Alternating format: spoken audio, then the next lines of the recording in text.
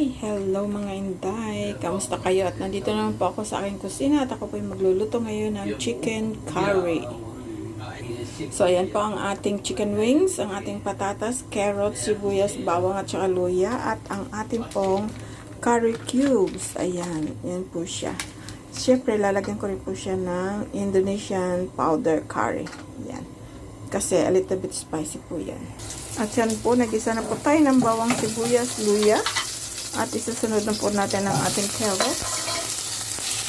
May gizzard po tayo. Request po yan ni Grandpa. At in na po ang ating chicken wings. Halo-halo lang po natin. At yan na po. At lalagyan na po natin ng tubig. Pakuluin lang po natin at saka po natin ilagay ang patatas kasi madali naman pong maluto ang ating patatas. In na po ang ating patatas. Yes, done cooking.